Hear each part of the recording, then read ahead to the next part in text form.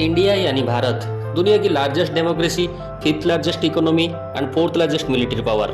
आज पूरी दुनिया हमारा लोहा मानती है और इसमें कोई दो राय नहीं कि हम बहुत जल्द एक ग्लोबल सुपर पावर बन जाएंगे।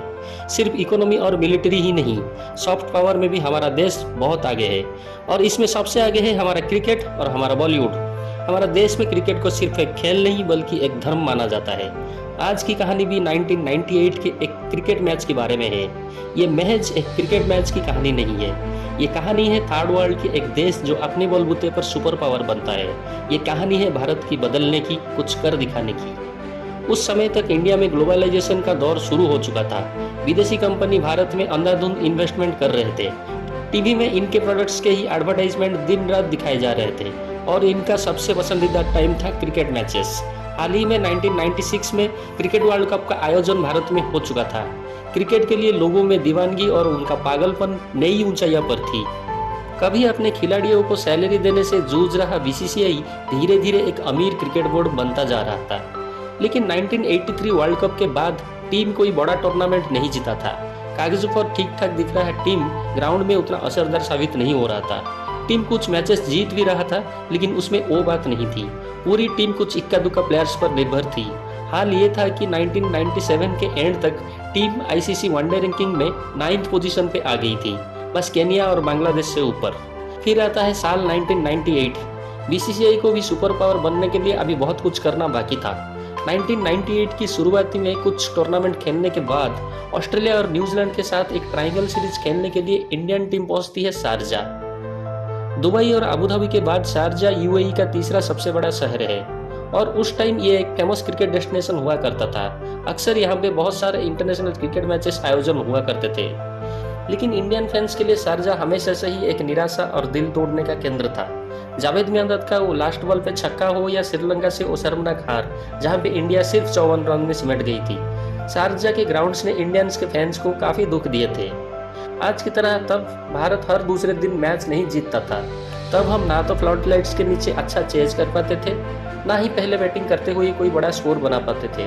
हमारा टीम जरा सा प्रेशर में बिखर जाता था और ये सिलसिला इसी टूर्नामेंट में भी जारी था। अप्रैल 17 से अप्रैल 24 तक चला कोको कोला कप की शुरुआती मैचेस भी कुछ इस तरह से ही हुआ था। भारत इस टूर्नामेंट का पहला 3 मैचेस हार चुका था। फिर अप्रैल 22 को टूर्नामेंट के आखिरी लीग मैच में इंडिया का मुकाबला होता है ऑस्ट्रेलिया से। फिर इस मैच में जो हुआ वो इस मैच को ऐतिहासिक बना देता है। आज भी 25 साल के बाद करोड़ों लोग इस मैच को डेजर्ट स्टॉर्म मैच के नाम से याद करते हैं। डे नाइट वाला इस मैच में ऑस्ट्रेलिया टॉस जीतकर पहले बल्लेबाजी का निर्णय लेती है। इंडियन टीम से उस मैच में अजहरुद्दीन की कैप्टनशिप में सचिन, गांगुली, लक्ष्मण, जडेजा, मोंगिया, कानितकर के साथ साथ कुंबले, प्रसाद, भज्जी और हरविंदर सिंह जैसे प्लेयर्स खेल रहे थे। जबकि दूसरी ओर से शक्तिशाली ऑस्ट्रेलिया से स्टीव वो की कैप्टनशिप में गिलक्रिस्ट, पॉन्टिंग, मार्टिन, मार्को और शेन वॉर्न जैसे दिग्गज खिलाड़ी खेल रहे थे। उस समय वर्ल्ड क्रिकेट में ऑस्ट्रेलिया के ही राज चल रहा था। ऑस्ट्रेलिया को हराना एक तरफ से नामुमकिन ही लग रहा था। उसके सारे के सारे प्लेयर्स काफी प्रोफेशनल और अनुभवी थे, जबकि भारत को 3-4 प्लेयर को छोड़ दे तो बाकी सब न्यू कमर्स ही थे। पहले बैटिंग करते हुए ऑस्ट्रेलिया ने उम्मीद के मुताबिक 284 रन्स का विशाल स्कोर बनाया था। आज के आईपीएल जमाने में ये स्कोर नॉर्मल लग सकता है, लेकिन उस दौर में ये बहुत ही बड़ा टारगेट माना जाता था। ऑस्ट्रेलिया की तरफ से वेवान ने 101 रन का बेहतरीन पारी खेला था, जबकि मार्को ने 81 रन बना के उनका भरपूर साथ दिया था। ये मैच भारत के लिए एक सेमीफाइनल मैच जैसा था, क्योंकि इंडिया को मैच जीतने के लिए 285 रन चाहिए था। मैच ना जीते तो भी इंडिया को एटलीस्ट 254 रन बनाना था, तभी वो न्यूजीलैंड को पीछे छोड़ के फाइनल के लिए क्वालिफाई कर सकता था। लेकिन ऑस्ट्रेलिया टीम के खतरनाक बॉलिंग अटैक और इंडिया के रिसेंट फॉर्म को देखते हुए ये टारगेट नामुमकिन लग रहा था। ऑस्ट्रेलिया की बॉलिंग अटैक भी कुछ ऐसे थी जो कि कभी भी कहीं भी किसी भी टीम को हरा सकती थी। माइकल गास्कोइक, डैमियन फ्लेमिंग, शेन वॉर्न जैसे दिग्गज बॉलर उनके टीम में शामिल थे। इंडियन फैंस धीरे धीरे मैदान छोड़ रहे थे। घर पे मैच देख रहे लोग टीवी से मुंह फेर लिए थे। ऐसा लग रहा था शारजा ने फिर से इंडियन फैंस के दिल तोड़ने वाला है। लेकिन कोई एक था जो अभी भी हिम्मत नहीं हारा था, जो ठान लिया था कुछ भी हो जाए आज दिखाना है कि हम भी जीत सकते हैं। जो उस रात को इतिहास रचने वाले थे वो थे Sachin Tendulkar, the God of cricket. Ganguly के साथ बैटिंग करने उतरे सचिन फूंक फूंक कर कदम रख रहे थे। इतने बड़े मैच में गलती का कोई गुंजाइश नहीं थी। संभल के खेलने का आलम यह था कि 5 ओवर के बाद भी भारत का स्कोर 15 रन नहीं पहुंचा था। लेकिन अगले ही ओवर में सचिन तेंदुलकर माइकल कैस्पोई को 2 बैक टू बैक छक्के मार के ये ऐलान कर देते हैं कि आज का मैच को वो ऐसे ही जाने नहीं देंगे। 8वें ओवर में जब भारत का स्कोर सिर्फ 38 रन होता है तब सौरव गांगुली आउट हो जाते हैं। इसके बाद बैटिंग करने उतरे नॉयन मंगिया 35 रन का एक कैमियो इनिंग्स खेलते हैं। उसके बाद अजहरुद्दीन और अजय जडेजा भी बहुत जल्दी पवेलियन लौट जाते हैं। भारत 138 रन पर 4 विकेट खो के बहुत खराब परिस्थिति में थी। अभी भी जीत के लिए 147 रन चाहिए थे। क्रीज पर अकेला सचिन चट्टान की तरह खड़े थे और ऑस्ट्रेलिया के बॉलर्स को सामना कर रहे थे, पर सिचुएशन काफी नाजुक था। ऑस्ट्रेलिया के खिलाड़ी मैच में पूरी तरह से हावी थे। 31 ओवर में भारत का स्कोर 143 रन पर पहुंचती है। तभी शारजा के रेगिस्तान में रेत का तूफान शुरू हो जाता है। तेज हवा के साथ साथ रेत और धूल का एक बड़ा सा बादल बन जाता है। देखते ही देखते पूरा स्टेडियम इसके चपेट में आ जाता है। इसके चलते खेल को कुछ देर के लिए रोकना पड़ा। खिलाड़ी और ओम्पायर्स तूफान से बचने के लिए या तो नीचे लेट जाते हैं या फिर झुक के बैठ जाते हैं। कुछ पवेलियन भी लौट जाते हैं।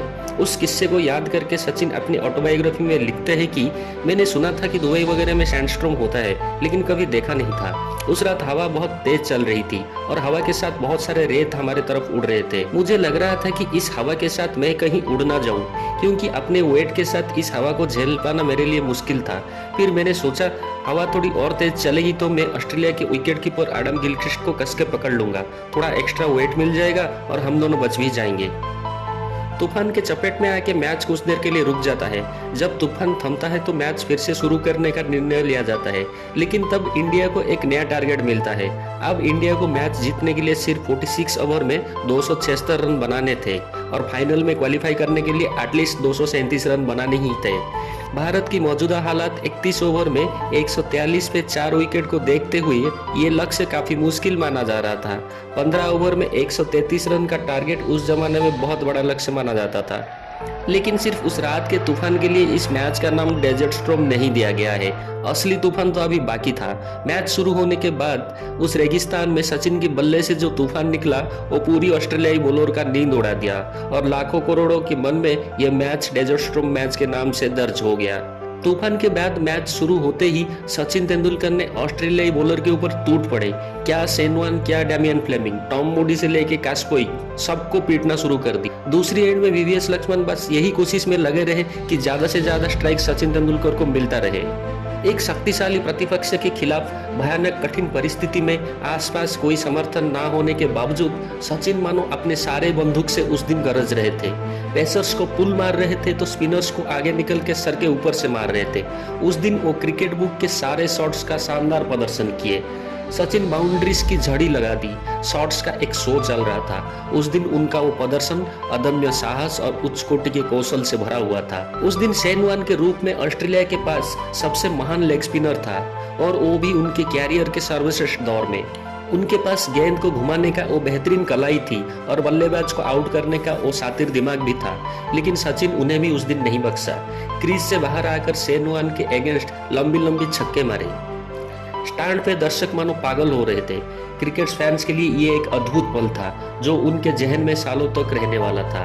टीवी पर देख रहे दर्शकों के लिए टोनी ग्रेग का वो कमेंट्री सुनने पे सुहागा थी। वो कुछ इस अंदाज से सचिन का बैटिंग को सुनाया कि उसे सुनकर आज भी लोग रोमांचित होते हैं। उस दिन माइकल कैस्पोई के बॉल में सचिन का मारा हुआ छक्का और उसके साथ टोनी ग्रेग का वो वर्ड्स आज भी one of the best cricketing movement माना जाता है।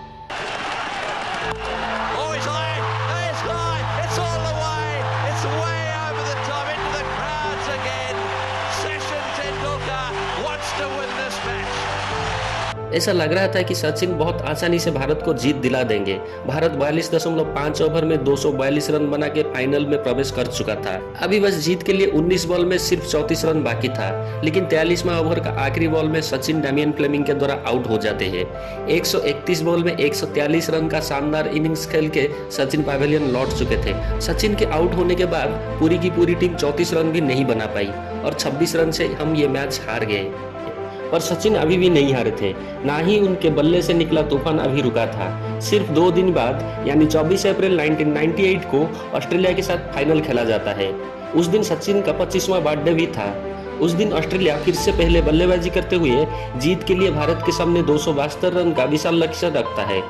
उस लक्ष्य को पीछा करते हुए सचिन तेंदुलकर फिर से 134 रन का एक शानदार पारी खेलते हैं और इस बार इंडियन को चैंपियन बना देते हैं। ऑस्ट्रेलिया की टीम में सचिन तेंदुलकर का खौफ का मंजर ये था कि खुद शेन जैसे महान बॉलर ये कहते हैं कि मैं रात को सचिन का ही सपना देखता था, वो सपने में भी आके मुझे हर बॉल पे छक्का मारते थे। इन दोनों इनिंग्स ने सचिन तेंदुलकर को एक क्रिकेटर से क्रिकेट का भगवान बना दिया।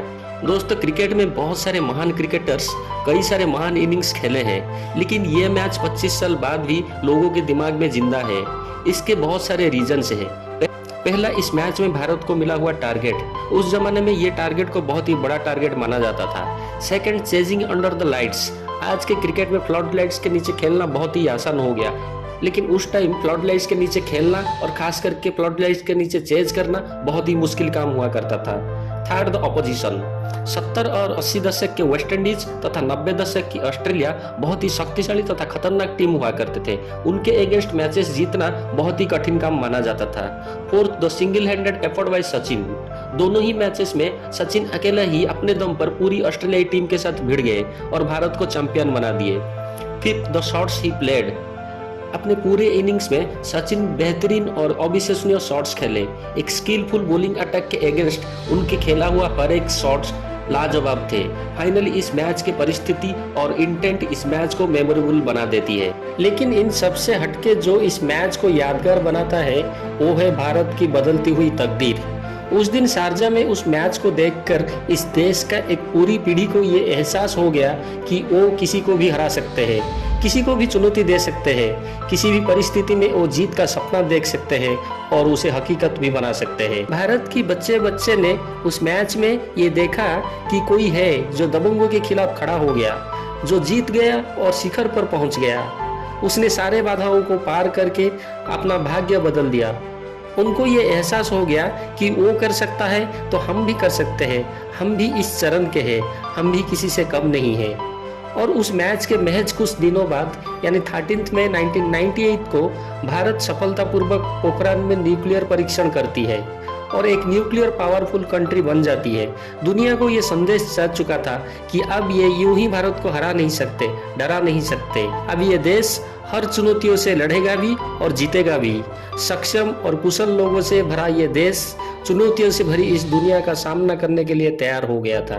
दोस्तों, ये था आज का हमारा कहानी।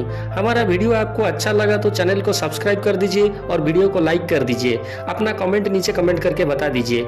ऐसे और भी किस्से और कहानियों के लिए हमारा चैनल द नाइक शो को देखते रहिए। मिलते हैं अगले वीडियो में, तब तक जय हिंद।